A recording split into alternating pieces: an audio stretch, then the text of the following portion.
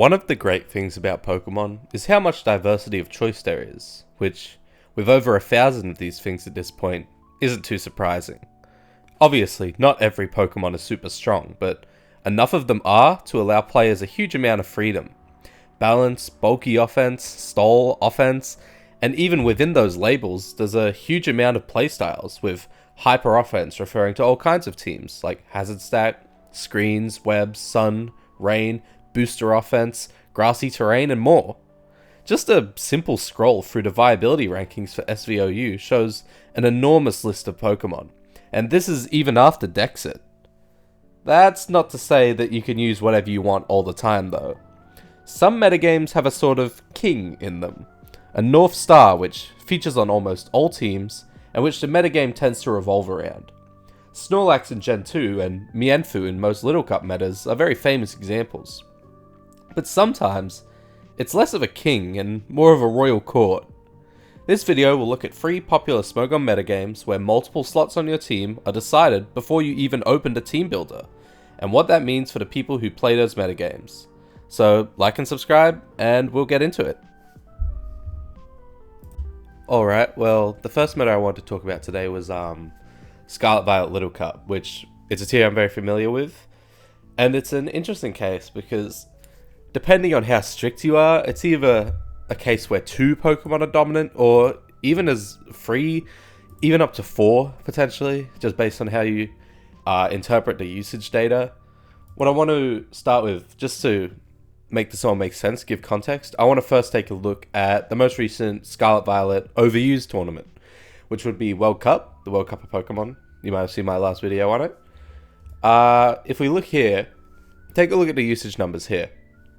Zamazenta's in first place, Golden goes in second, Great Tusk, but they get a fair amount of usage each, 33%, 32%, 29%. This is about what you should expect. Basically, in a metagame with a lot of players, a lot of Pokemon, you can see so much stuff here, even down to 92, 1 use of Thundurus Furion in this tournament.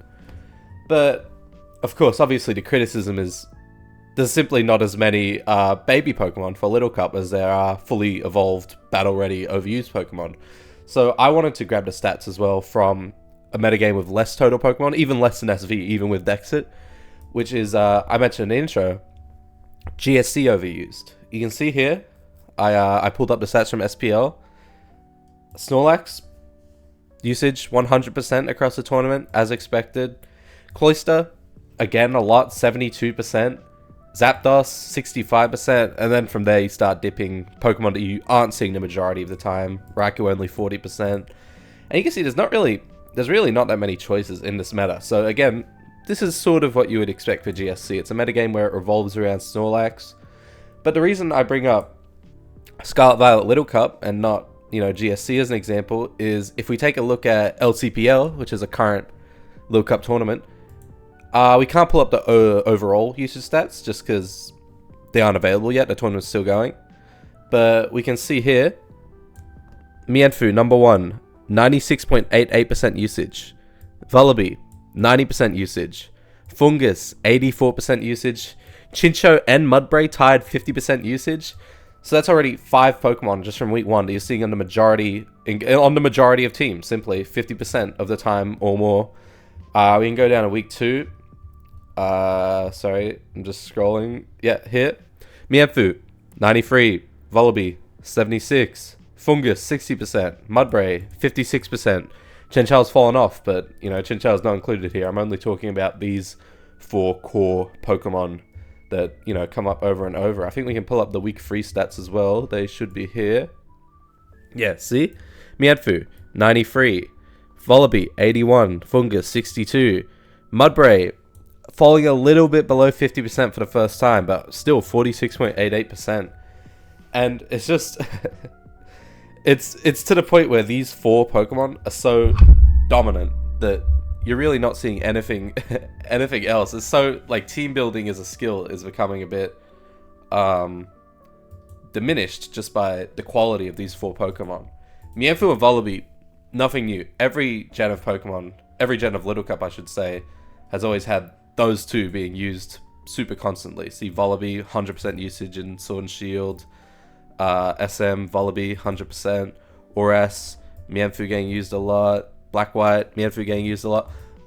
These Pokemon, you expect them to be like this, basically. But Fungus has always had alternatives. Marini comes to mind. And Coughing comes to mind. Even like a Fairy type like Snubble. The purpose of Fungus is to beat Mienfoo here on this team, because Mienfoo is so common. And Mudbray, of course, is your answer to Vullaby. It's the switch it. You need to use these two because they're so good. And then, of course, since they're on every team, you need a counter for both. But the sheer monopoly that these two have as counters is really unprecedented. You used to see, Glimmet, Tinkertink, all kinds of stuff that would come in on Vullaby. But Mudbray just benefits so much. It has one of the highest base stat totals in Little Cup. With the prevalence of Fungus, the poison spikes from Glimmet aren't as important. I'll put up a replay on the screen right now of just an example of this core in action. And it's kind of a problem. You might think it's not really. It might be a good thing for the stability of the tier to have so much of the pieces locked in, like preemptively ahead of time. But it's not like chess, you know? Chess, everyone has the same resources to work with, and it works great for everyone, right? But Pokemon's just not the same. One, because the amount of variance, not only RNG, but the fact that both turns happen at the same time. It's not one turn each at chess taking turns. You both go at the same time. It just leads to a lot of high variance 50-50 situations. And the problem in a mirror matchup is when both players have the same resources, it becomes much more apparent who's in the lead. Like if I get a crit on something and you don't get a crit, then it's much easier for me to play the game because we both have the same gameplay, and the luck has given me more resources, and it just makes volatility more apparent too. Like basically, if you get the lead right and you're both using the same team, the player who gets the lead prediction right should always win the game if both players play optimally and there's no major luck events. The rock, paper, scissors, the matchup mechanic in Pokemon is important to keep the game feeling dynamic and not, sort of scripted. It's a common criticism people have of chess that, you only start playing the game halfway through because everything else is just going off a flowchart, right? Making your book moves. It gets even worse when, at any moment, a random crit or a flinch or a move missing, like a high jump kick on Mienfoo missing, just leads to a major disadvantage that you don't have any way to come back from just because your opponent has all the same tools you do. That's why diversity is important in this game. And to be honest, it's gone really bad here. 4 Pokemon, like 1 or 2 is fine, but 4 is just absolutely insane. It's a trend we'll see with the other metagames I discuss in this video. But yeah, I think we can move on from Little Cup onto our second tier of choice.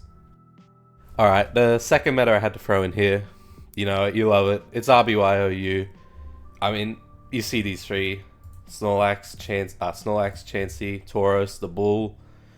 Everyone knows it. They're the 3 normal types. They're on every team. They're probably the best core that will ever be in competitive Pokemon. The normal typing, just amazing. Can't be paralyzed by Body Slam. Chansey's stats are so good in Gen 1. The special gets merged, which obviously wouldn't be merged in later generations. So it just randomly hits like a truck with Thunderbolt and Ice Beam. It can heal. It's so tanky, especially. Snorlax, same reason it's good in, Gen 2. It's just so tanky, so strong. Body Slam's amazing. It can reflect, rest, it has Ice Beam, Blizzard coverage, whatever you want. It can do all kinds of things. It can blow up, it can EQ. And then Tauros might be the most satisfying Pokemon in history to click buttons with. The best sweeper ever. Again, so strong. Body Slam, Hyper Beam, just rips through every team. It's high speed. I don't know if you didn't know. Speed determines your crit likelihood in Gen 1. So I think Tauros has like a 20-25% crit chance, if I'm not mistaken. Just ludicrous damage coming out of this thing. Blizzard for, Rhydon and stuff. You can also run Thunderbolt if you want for Cloyster, if you're scared of that thing. Earthquake hits Gengar really hard. Just a, absolute menace of a Pokemon, these 3 are. You can see it reflected in the usage stats. Tauros, Snorlax, Chansey, some people experimenting a little bit. I respect it. Chansey-less structures have actually sort of gone up in popularity. I really admire how RBY players have just keep finding new ways to optimize and explore and break their own assumptions of their own metagame. It's really, really impressive. You can see here, Egg and Starmie, they're not quite the same level, so I didn't include them, but if I go back, I did make a little separate section for them here. Egg, the de facto sleeper of the tier. Not everyone wants to run Sing on their Chansey, because, you know, Chansey's move slots are so valuable, and Sing's also kind of a bad move, if we're being honest. And then Starmie, just, you know, Recover, T-Wave, Blizzard, Psychic, amazing. Just great speed, great special. Just a great utility Pokemon. No reason you ever wouldn't want to be using it, to be honest. It's reflected. Everything afterwards is sort of up to choice. It's fine. But I'll pull up a replay right now, just so you can, you know, watch some RBY gaming. I'm sure you've all seen it, but why not, right? The reason I don't sort of bring this up last, because if you figure out, this should be the ultimate example of a chess-like metagame, you know, where everyone uses the same stuff.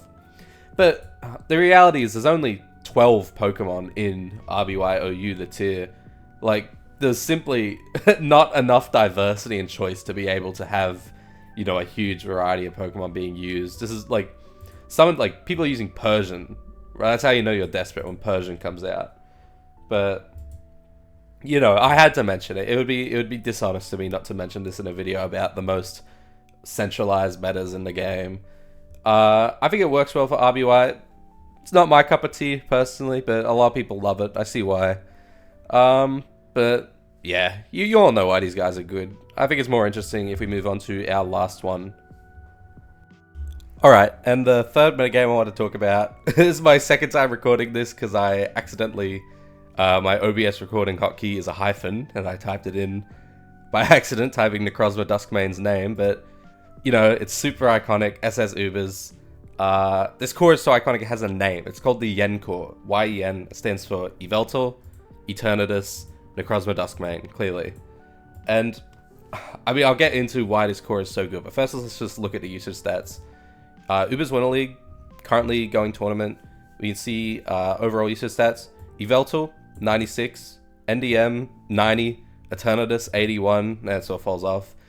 But this doesn't tell the full story, because this is Ubers Winter League. It's not a super prestigious tournament. You know, people are trying, but they're also trying to have fun with it, experiment. If we go to a more maybe clouded tournament, like Ubers Premier League, where people are really try-harding, they really want to win, we can take a look at the overall usage stats. Oh, sorry, we can't, because this is currently undergoing, actually. But we can still look at the usage stats for week 1, for example. 100% Eternatus, 100% Yveltal, 92% NDM, Ho-Oh 57, Calyrex 50%. That's 5 Pokemon that are on the majority of teams. It's absolutely insane, I'm telling you. We can scroll down to week 2. Where is it? Here we go. Yveltal, 100%. Eternatus, 91.67%.